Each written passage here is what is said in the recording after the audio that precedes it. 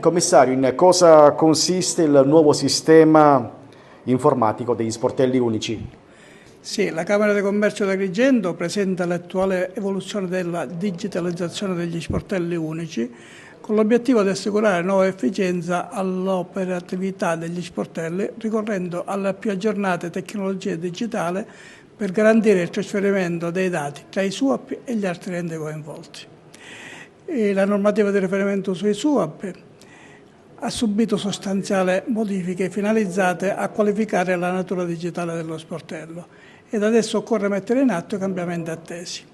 In tale contesto, il Dipartimento della Funzione Pubblica ha affidato a Unioncamere l'attuazione del progetto PNRR e le Camere territorialmente competenti sono impegnate ad accompagnare i soggetti coinvolti assicurando competenza, assistenza in funzione dei traguardi previsti.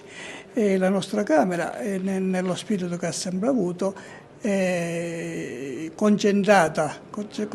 su questa tematica e con i nostri funzionali, le nostre strutture siamo a servizio delle imprese e di tutto il territorio. L'importanza di questo incontro, Commissario? È un incontro che con gli oratori presenti daranno molte delucidazioni su come interfacciarci in maniera da avere un risultato ottimale e poter dare dei servizi alla nostra comunità.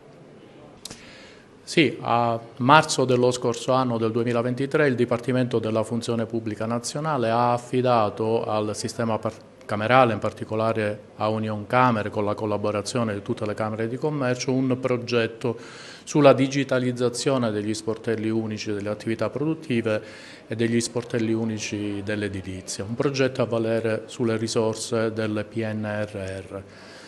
Attraverso questo progetto, con la collaborazione informatica di Infocamere, che è una società anch'essa del sistema camerale, si è realizzata un'infrastruttura tecnologica di aggiornamento che consente